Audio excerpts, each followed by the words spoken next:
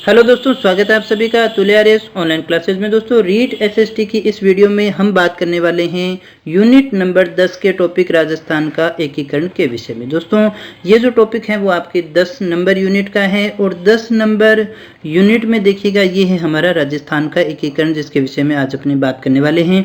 इसके अलावा दोस्तों मैं आपको याद करवा दूं कि 1 से 12 यूनिट टोटल हमारी एसएसटी में 12 यूनिट है। बाकी सारा सिलेबस अपना पूरा हो चुका था। एक तो करंट के टॉपिक हैं जिनको अपने नेक्स्ट मंथ में कंप्लीट करने वाले हैं। इसके अलावा ये हमारे 3 जो टॉपिक थे वो इसके रह रहे थे, जिनके विषय में हमने बात करनी थी। आज हम राजस्थान का एकीकरण से संबंधित जो अपना मैटर है उसके विषय में बात करेंगे। दोस्तों, अगर अभी तक आपने सिलेबस पूरा नहीं किया है तो आपको रीट एसएसटी का पूरा सिलेबस टॉपिक वाइज उपलब्ध करवा दिया गया है। प्लेलिस्ट का लिंक आपको डिस्क्रिप्शन में मिल जाएगा, आई बटन पर भी लिंक आपको दे दिया गया है। वहां जाकर के आप पूरा सिलेबस जो है बड़े अच्छे से कर सकते हैं। और साथ ही मैं आपको बता दूं, बहुत ही सीमित समय में बहुत ज़्यादा मैटर आप पढ़ सकते हैं। तो चलिएगा शुरू करें आज के टॉपिक को, जिसका नाम है हमारा राजस्थान का एकीकरण। किस प्रकार से हमारा जो वर्तमान जो नक्शा अपने देखते हैं राजस्थान का, उसका निर्माण हुआ, ये सारे जिले किस प्रकार से बने, किस प्रकार से वर्तमान व्यवस्था तक पहुंचे, किन किन चरणों को हमें पार करना है, यानी कि 7 जो चरण है वो हमें देखने हैं। तो सबसे पहले हम बात करना चाहेंगे भारतीय रियासती विभाग के विषय में। स्थापना की बात करें तो 5 जुलाई 1947 का नाम आता है और इसके जो अध्यक्ष थे वो थे सरदार वल्लभ भाई पटेल और सचिव थे वीपी मेनन। ये दोनों नाम आपको बड़े अच्छे से याद रखने हैं। पूछा जा सकता है कि भारतीय रियासती विभाग के अध्यक्ष कौन थे और सचिव कौन थे। दोस्तों, इनके द्वारा ही प्रयास किया गया और सारा एकीकरण का कार्य संपन्न हुआ था। दोस्तों, अब देखिएगा, जो जरूरी बात है, रियासती विभाग ने किसी भी रियासत को भारतीय राज्य के रूप में बने रहने के लिए 2 शर्तें निर्धारित की थी। और वो जो 2 शर्तें हैं उनमें एक तो थी जनसंख्या की और एक थी वार्षिक आय की। यानी मिनिमम जो जनसंख्या है वो जिसकी 10 लाख है या फिर जिसकी वार्षिक आय जो है 1 करोड़ है, ये दोनों शर्तें जो पूरी करती हो उसी को अधिकार था। ये जो शर्तें हैं वो रियासती विभाग के द्वारा तय की गई थी, जिसके अध्यक्ष थे सरदार वल्लभ भाई पटेल और सचिव थे वीपी मेनन। अब इस टर्म और कंडीशन को पूरा करने वाली केवल 4 रियासतें थी दोस्तों, और वो 4 रियासतें थी जिन्हें हमने कहा था जीव्य राज्य। क्या कहा था भाई? जीव्य राज्य कहा था। और ये जीव्य राज्य कितने थे? 4 थे। और 4 कौन कौन से थे तो देखिएगा, एक था जयपुर, एक था जोधपुर, एक था बीकानेर और एक था उदयपुर। ये जो 4 हैं ये देखिए क्या कहलाते थे? जीव्य राज्य। अब आपसे प्रश्न पूछा जाए जीव्य राज्य कौन से थे? वे 4 जो रियासतें थी जिन्होंने रियासती विभाग के द्वारा शर्तें जो लगाई गई थी उनको पूरा किया था, इन्हें जीव्य राज्य कहा गया था। जीव्य राज्यों की संख्या कितनी थी? 4। कौन कौन से थे? जयपुर, जोधपुर, बीकानेर, उदयपुर। प्रश्न आपसे पूछा जा सकता है कौन सा जीव्य राज्य में शामिल है या नहीं है। दोस्तों, वो शर्तें कौन कौन सी थी? एक जनसंख्या की थी और एक इनकम की थी। जनसंख्या कितनी होनी चाहिए? 10 लाख। और आय कितनी होनी चाहिए? 1 करोड़ होनी चाहिए थी। किसने तय किया था? रियासती विभाग ने, जिसके अध्यक्ष कौन थे? सरदार वल्लभ भाई पटेल और सचिव कौन थे? वीपी मेनन थे, जो कि भारतीय रियासती विभाग के अध्यक्ष और सचिव थे। दोस्तों, तो ये हमारा सारा कार्यक्रम था जो हमने देखा रियासती विभाग के रूप में। इसके बाद में आगे हम बात करते हैं दोस्तों, तो राजस्थान को जो है 3 भागों में बांटने का सुझाव मानसिंह द्वितीय के द्वारा दिया गया था। दोस्तों, ये काफी जरूरी फैक्ट है और इतना भी मैं आपको बता दूं, ये जो टॉपिक है वो आपका फैक्चुअल ही है। हिस्ट्री तो वैसे भी तथ्यों पर आधारित होती है, इसमें तथ्य ही हमें याद करने होते हैं और यहाँ तो कुछ कहानी वाला भी ज़्यादा कुछ है नहीं दोस्तों। और वैसे भी मैं आपको बता दूं, कहानियाँ परीक्षा में नहीं आती, परीक्षा में आपसे फैक्ट ही पूछे जाते हैं। इसके अलावा एक बात आप हमेशा याद रखिएगा, जो चीज़ें हमें पढ़ने में अच्छी लगती है, आनंद आता है, अधिकतर वो परीक्षा में नहीं आती है दोस्तों। परीक्षा में वही आता है जो पढ़ने में मुश्किल लगता है, जो याद करने में थोड़ा दिक्कत देता हो। तो यहाँ आगे बढ़ें तो हम देखेंगे कि राजस्थान के एकीकरण से पहले 3 रियासतें ऐसी थी जिन्होंने प्रथम संघ बनाने का प्रयास किया था। आपसे पूछा जाए कि कौन सी रियासतें थी या कौन से वो लोग थे जिन्होंने अलग से संघ बनाने का प्रयास किया था, तो यहाँ पर सबसे पहले नाम आता है राजपुताना यूनियन का और व्यक्ति थे महाराणा भोपाल सिंह। इन्होंने राजपुताना, गुजरात और मालवा के 22 राज्यों को मिलाकर के राजपुताना यूनियन बनाने का प्रयास किया था। अब आपसे पूछा जाए कि राजपुताना यूनियन बनाने का प्रयास किसने किया था, तो महाराणा भूपाल सिंह ने। कौन कौन से शामिल थे? राजपूताना, गुजरात और मालवा के 22 राज्य थे। और इसका नाम क्या था या पूछा जाए भूपाल सिंह ने कौन सा संघ बनाने का प्रयास किया था? तो राजपूताना यूनियन।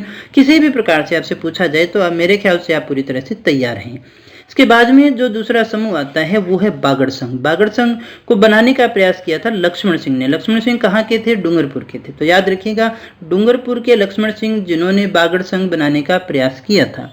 अब इस बागड़ संघ में शामिल किस किस को करना था? तो डूंगरपुर को करना था, बांसवाड़ा को करना था और प्रतापगढ़ को करना था।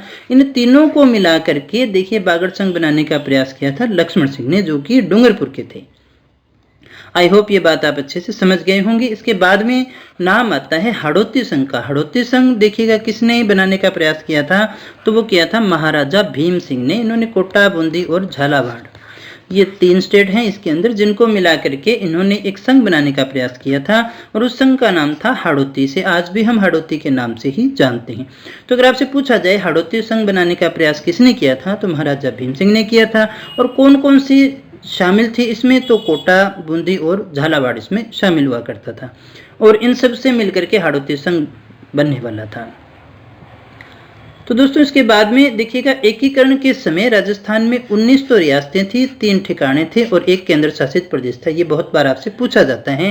एकीकरण के समय राजस्थान में कितनी रियासतें थी दोस्तों? 19 रियासतें थी। ठिकाने कितने थे? 3। और केंद्र शासित प्रदेश कितने थे? 1 था दोस्तों। केंद्र शासित प्रदेश कौन सा था? तो वो था अजमेर मेरवाड़ा। केंद्र शासित प्रदेश का नाम क्या था? मेरवाड़ा। यहाँ पर जो अपनी बात करें एक केंद्र शासित प्रदेश, वो अजमेर मेरवाड़ा था। इसके बाद में हम बात करें ठिकानों की, तो एक तो था नीमराना ठिकाना, एक लावा ठिकाना और एक कुशलगढ़ ठिकाना। नीमराना ठिकाना अलवर में था और लावा जो है वो जयपुर में था और कुशलगढ़ जो है वो बांसवाड़ा में था। और इनके ठिकानेदार जो थे नीमराना के जो थे वो राव राजेंद्र सिंह थे, लावा के जो थे वंश प्रदीप सिंह थे और कुशलगढ़ के राव हरिंदर सिंह थे। यहाँ हम सभी रियासतों को देख सकते हैं। 19 की 19 रियासतें हमारे सामने हैं।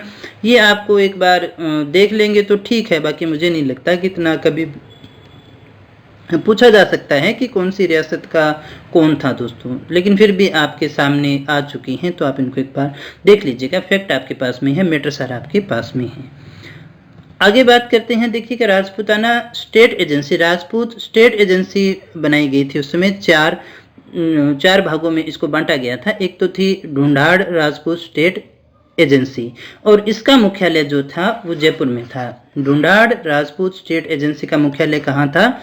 जयपुर में। दूसरी जो थी वो थी हाड़ौती राजपूत स्टेट एजेंसी। ये नाम इसके साथ में जोड़ लेना भाई, हाड़ौती राजपूत स्टेट एजेंसी, और इसका मुख्यालय जो था वो कोटा में था। तीसरी थी मेवाड़ राजपूत स्टेट एजेंसी और इसका जो मुख्यालय है वो उदयपुर में था। इसी के साथ चौथी आती है पश्चिमी राजपूत स्टेट एजेंसी। इसका मुख्यालय जो था, इसको सही कर लेना दोस्तों, ये जोधपुर में था।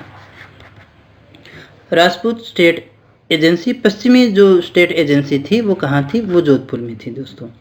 इसके बाद में हम बात करते हैं 7 चरणों में। राजस्थान का जो एकीकरण हुआ वो कितने चरणों में हुआ? 7 चरणों में। 8 वर्ष 7 माह और 14 दिन का टोटल समय इसमें लगा था दोस्तों। तो देखिएगा 1948 में जो चरण हुए वो 3 चरण, यानी 1 से 3 जो चरण है वो 1948 में थे। याद रखने में भी आपको आसानी रहेगी। 1949 में 2 चरण पूरे हुए थे दोस्तों, चौथा और 5वां कह सकते हैं अपने। उसके बाद में देखिएगा 1950 में 6ठा चरण आया और उसके बाद में 1956 में 1 चरण और आता है जो 7वां चरण कहलाता है। तो 4 सन हमें याद रखने, इसके अलावा तो कोई सन हो ही नहीं सकता।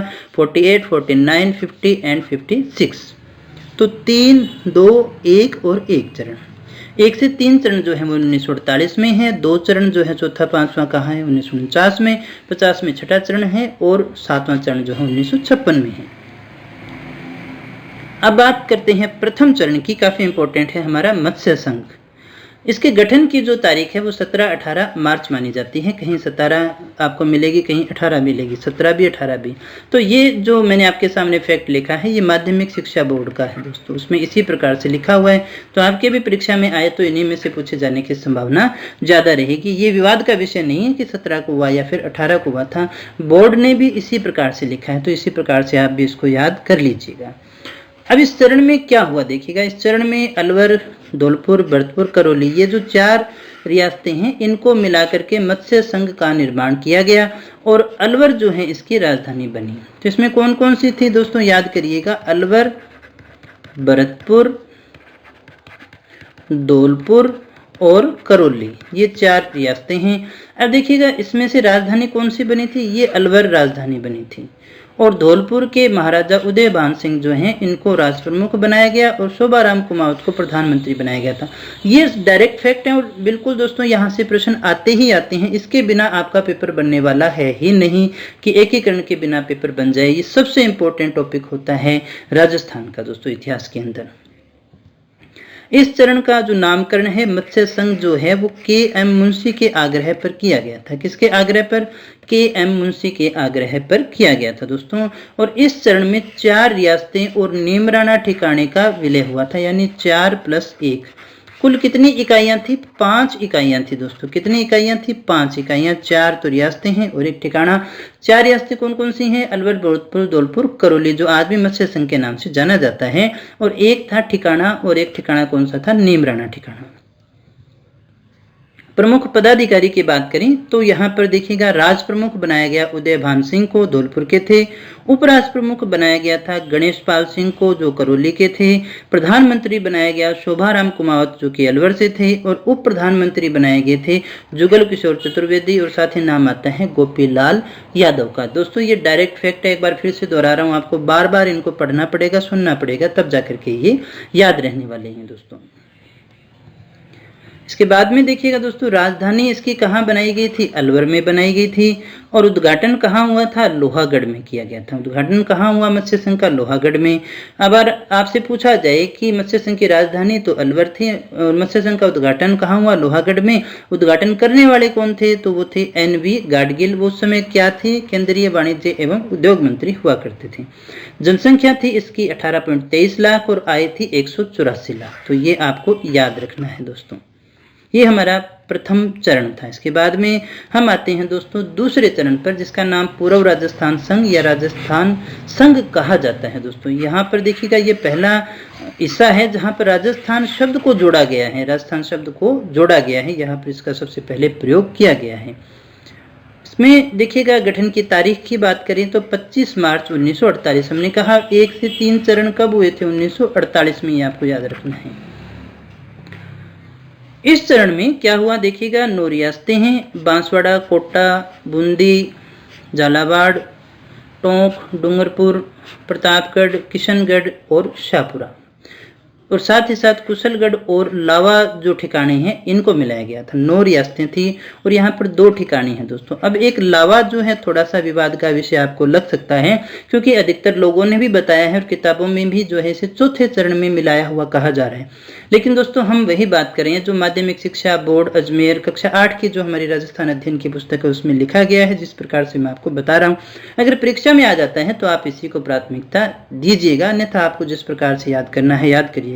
कोई और परीक्षा हो तो मैं ऐसा नहीं कहूंगा, लेकिन अगर रीट की परीक्षा है तो आप इसी को प्राथमिकता देना। कईयों में चौथे चरण में लिखा हुआ है। एक तो माध्यमिक शिक्षा बोर्ड को अपने ऑथेंटिक मानते हैं, इसके अलावा राजस्थान हिंदी ग्रंथ अकादमी की जो हमारी पुस्तकें हैं जिसमें लेखक हैं अपने हुकुमचंद्र जैन, हुकुमचंद्र जैन जो हैं जिनको अपने ऑथेंटिक मानते हैं, वहां से भी यही स्पष्ट होता है दोस्तों। तो लावा इसी में था।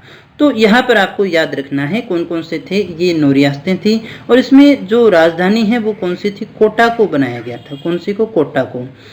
और यहाँ देखिएगा कोटा के महाराव भीम सिंह हैं, उनको राज प्रमुख, और गोकुल लाल असावा को प्रधानमंत्री बनाया गया था। प्रमुख पदाधिकारी कौन कौन से थे दोस्तों, राज प्रमुख महाराव भीम सिंह है कोटा के, उपराज प्रमुख जो हैं बहादुर सिंह बूंदी के हैं, वरिष्ठ उपराज प्रमुख लक्ष्मण सिंह डूंगरपुर के हैं, प्रधानमंत्री गोकुल लाल असावा, मूलतः ये देवली टोंक के रहने वाले थे लेकिन एकीकरण के समय शाहपुरा के थे। तो ये आपको याद रखना है। ये पदाधिकारियों से प्रश्न ज्यादातर आपसे पूछा जाता है। और ये 9 रियासतें देखिए, ये सबसे ज्यादा पूछा जाने वाला प्रश्न है, इनमें से कौन सा शामिल नहीं था। तो एक आपको छोटा सा नाम बता देता हूं, अगर आपको याद रख सको तो, बाबू जाडू किको प्रसाटो। बाबू जाडू किको प्रसाटो, शायद इससे आप याद रख सकती हैं। बा से बांसवाड़ा, बू से बूंदी, जा से झालावाड़, डू से डूंगरपुर, की से किशनगढ़, को से देखिए कोटा और प्र से प्रतापगढ़, शाह से शाहपुरा और टो से टोंक। तो आप इसको अच्छे से याद रख सकते हैं। यहाँ पर एक बार फिर से साफ साफ लिख देता हूँ दोस्तों, बाबू जाडू किको प्रसाटो। कुछ एक चीज़ों में ये ट्रिक्स आपके काम आती है दोस्तों, तो आप इसको अच्छे से याद कर लीजिएगा। अगर आपने कुछ और बना रखा है तो भी उसको पढ़ा रहने दीजिएगा, लेकिन मकसद इतना ही है कि आपको याद रहना चाहिए। इसके बाद में हम बात करते हैं राजधानी की। तो ये राजधानी कहाँ बनाई गई थी? कोटा के अंदर। और इसके बाद में देखिएगा उद्घाटन भी कहाँ हुआ? कोटा में। उद्घाटनकर्ता कौन थे? NV गाडगिल ही हैं दोस्तों, परिवर्तन नहीं हुआ है। जनसंख्या 23 लाख थी और वार्षिक आय जो है वो 2 करोड़ थी दोस्तों। एक बार फिर से आपको याद करवा दूं कि यहाँ जो आपसे प्रश्न पूछे जाने हैं वो ज़्यादातर फैक्ट के ही हैं और इन्हीं अधिकारियों में से पूछे जाएंगे। इसके बाद में हम बात करते हैं दोस्तों, इसके बाद में हम बात करते हैं तीसरे चरण के विषय में, जिसका नाम है संयुक्त राजस्थान। ये नाम भी आपको याद रखने हैं दोस्तों, ये भी पूछा जाता है कौन से चरण का कौन सा नाम था। तो गठन की तारीख आपको अच्छे से याद रखनी है, 18 अप्रैल 1948। इस चरण में देखिए क्या हुआ, उदयपुर यानी मेवाड़ का विलय किया गया था दोस्तों, और मेवाड़ के भोपाल सिंह को राजप्रमुख और माणिक्य लाल वर्मा को प्रधानमंत्री नियुक्त किया गया था। अब यहाँ प्रमुख पदाधिकारी हैं, यही फैक्ट है दोस्तों, और यही इसमें सारा मैटर रह गया जो हमें याद करना है दोस्तों। राज प्रमुख कौन थे? महाराणा भोपाल सिंह उदयपुर के थे। उपराज प्रमुख भीम सिंह कोटा के थे। वरिष्ठ उपराज प्रमुख जो है बहादुर सिंह बूंदी से थे और कनिष्ठ उपराज प्रमुख लक्ष्मण सिंह डूंगरपुर से थे। प्रधानमंत्री थे माणिक्य लाल वर्मा और उप प्रधानमंत्री थे गोकुल लाल असावा। तो ये जो सारे अधिकारी हैं ये हमारे लिए काफी इंपॉर्टेंट है। राज प्रमुख महाराणा भोपाल सिंह, उपराज प्रमुख भीम सिंह, वरिष्ठ उपराज प्रमुख बहादुर सिंह, कनिष्ठ उपराज प्रमुख लक्ष्मण सिंह और प्रधानमंत्री माणिक्य लाल वर्मा और उप प्रधानमंत्री गोकुल लाल असावा। इसके बाद में देखिएगा आगे हम बात करें राजधानी, तो इसकी राजधानी बनाई गई थी जयपुर में। उद्घाटन भी उदयपुर में हुआ, लेकिन उद्घाटनकर्ता यहाँ पर बदल गए हैं। कौन है दोस्तों? पंडित जवाहरलाल नेहरू।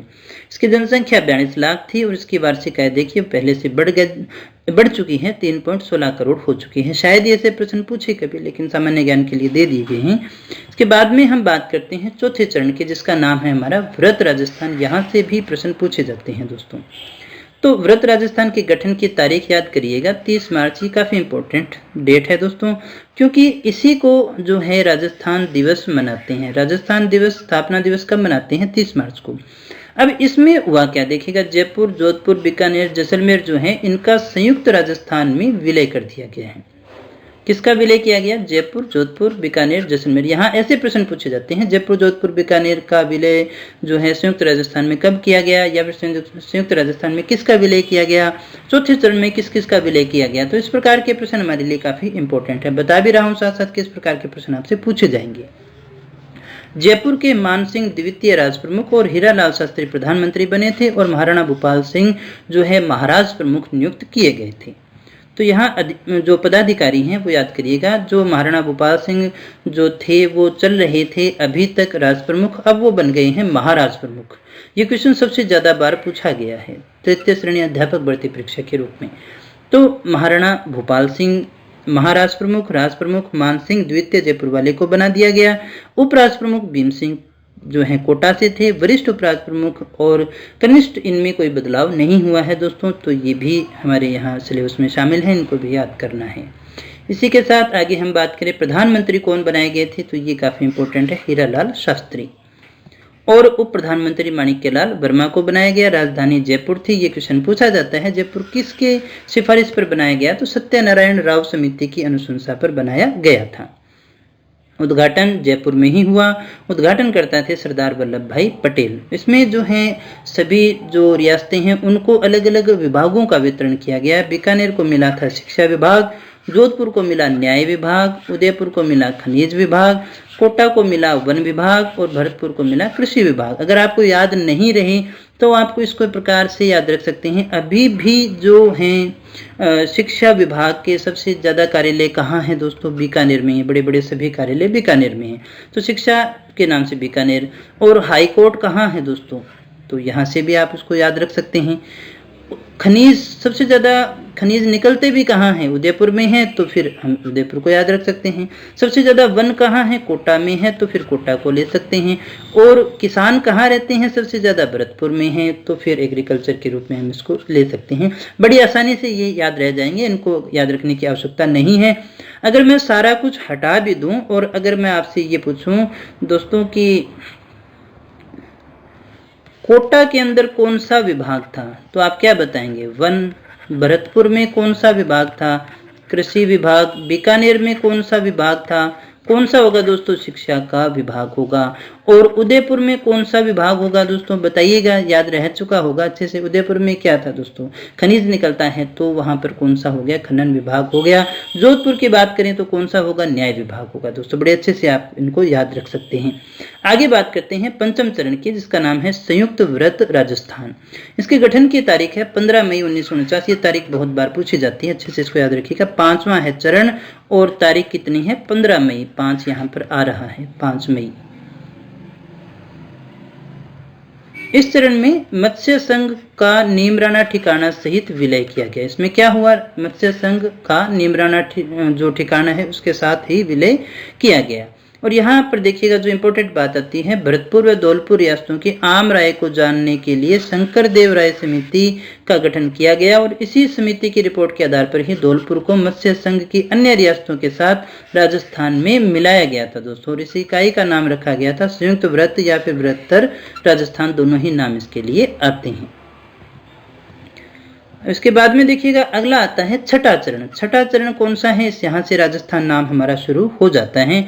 छठे चरण का गठन हुआ था जो है 26 जनवरी 1950। छठा चरण कब है? 26 जनवरी 1950। देखिएगा, याद रख सकते हैं। यहाँ भी 6 है, तो 6 तो किसी और में है ही नहीं, किसी और तारीख में नहीं आया 26।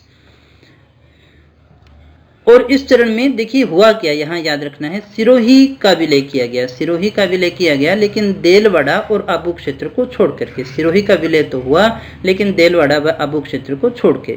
इस चरण में आबू और देलवाड़ा का विलय जो है, लेकिन कहाँ किया गया था? बंबई प्रांत में किया गया था, जिसका सिरोही की जनता ने विरोध भी किया और गोकुल भाई भट्ट के नेतृत्व में पुनः आंदोलन भी शुरू किया गया। अब देखिए किसका विलय हुआ था? सिरोही का, लेकिन पूरा नहीं हुआ। 2 क्षेत्र इसमें से रह गए, देलवाड़ा और आबू। और आबू देलवाड़ा का जो विलय है वो किधर कर दिया गया? बंबई प्रांत में कर दिया गया था दोस्तों। तो इसका विरोध जो है सिरोही की जनता के द्वारा किया गया था। और आगे फिर इसमें सुधार भी हुआ। 7वां चरण जो है इसी से संबंधित है, 1 नवंबर 1956। 7वें चरण के गठन की तारीख कौन सी है? 1 नवंबर 1956। इस चरण में क्या हुआ? आबू देलवाड़ा और अजमेर मेरवाड़ा और मंदसौर के सुनेल टप्पा क्षेत्र का जो विलय है उसको करके एकीकरण की जो प्रक्रिया है वो पूरी कर दी गई। और झालावाड़ का सिरोंज जो क्षेत्र है वो मध्य प्रदेश को दे दिया गया था दोस्तों। आपको अच्छे से याद रह जाएगा। आबू देलवाड़ा फिर से हमारे पास में आ गया था दोस्तों। आगे देखिएगा 22 दिसंबर 1953 को राज्य पुनर्गठन आयोग स्थापित किया गया, जिसके अध्यक्ष कौन थे? फजल अली थे। इसमें राजस्थान के एकमात्र प्रतिनिधि कौन थे? हृदयनाथ कुंजरू थे। और इसी आयोग की रिपोर्ट के आधार पर कुछ परिवर्तन किए गए थे। तो देखिएगा राज्य पुनर्गठन आयोग कब बना? 1953 में। इसके अध्यक्ष कौन थे? फजल अली थे। और इसमें राजस्थान के एकमात्र प्रतिनिधि कौन थे? हृदयनाथ कुंजरू थे। और इसी आयोग की रिपोर्ट के आधार पर परिवर्तन किए गए थे दोस्तों। और इसमें क्या परिवर्तन किया गया? आबू देलवाड़ा जो था अलग कर दिया गया था, पहले बंबई में था, उसका विलय राजस्थान में कर दिया गया। केंद्र शासित प्रदेश अजमेर मेरवाड़ा का विलय भी राजस्थान में कर दिया गया। और यहाँ के प्रधानमंत्री कौन थे उस समय? हरिभाऊ उपाध्याय थे। और इस क्षेत्र की विधानसभा को क्या कहा जाता था? धारासभा कहा जाता था। ये काफी इंपॉर्टेंट फैक्ट्स है हमारे लिए। इसके बाद में देखिए जो हमारा मंदसौर जिला है मध्य प्रदेश का, उसके सुनेल टप्पा का विलय भी राजस्थान में कर दिया गया था दोस्तों। झालावाड़ का सिरोंज क्षेत्र जो है वो मध्य प्रदेश को दे दिया गया। और ये बात अपने कर चुके हैं। 22 दिसंबर 1953 को राज्य पुनर्गठन आयोग का गठन किया गया था और इसी के आधार पर ये परिवर्तन किए गए थे दोस्तों। इसके बाद में हम बात कर लेते हैं कुछ और इम्पोर्टेंट फैक्ट के विषय में जो हमारे राजस्थान के एकीकरण से संबंधित हैं। क्षेत्रफल की दृष्टि से सबसे बड़ी रियासत कौन सी थी? मारवाड़ थी। सबसे छोटी क्षेत्रफल की दृष्टि से ही है, वो है शाहपुरा भीलवाड़ा। जनसंख्या की दृष्टि से सबसे बड़ी जयपुर है, आज भी जयपुर ही है दोस्तों सबसे बड़ा। और सबसे छोटी कौन सी थी? शाहपुरा थी। सबसे प्राचीन रियासत मेवाड़ है और सबसे नवीन रियासत कौन सी है? झालावाड़ है दोस्तों। एकमात्र मुस्लिम रियासत की बात करें तो वो कौन सी थी दोस्तों? वो थी टोंक। इसी के साथ आगे हम बात करें अंतिम रूप से 7वें संविधान संशोधन 1956 के द्वारा राज्यों का संवैधानिक प्रमुख जो है वो राज्यपाल को बना दिया गया और कार्यकारी प्रमुख जो है वो मुख्यमंत्री को बनाया गया। बाकी सारे पद जो है वो क्या हो गए? समाप्त हो गए। अब कौन सा आ गया? राज्यपाल, जो अभी अपने वर्तमान में चल रहा है। और कौन सा आ गया? मुख्यमंत्री, सीएम वाले पद आ चुके हैं। कब आए थे? 7वें संविधान संशोधन के द्वारा 1956 के अंदर। और इस समय जिलों की संख्या कितनी थी? 26। को सब्सक्राइब कर लेना अगर अभी तक नहीं किया है तो। इनकी पीडीएफ आपको मिल जाएगी हमारे टेलीग्राम चैनल पर या फिर हमारी ऑफिशियल वेबसाइट atulyaryas.in, जहां से आप इसे डाउनलोड कर सकते हैं। दोस्तों बहुत बहुत धन्यवाद आपका। मिलते हैं नेक्स्ट क्लास में किसी और नए टॉपिक के साथ। तब तक बने रहिए हमारे साथ। Thank you very much.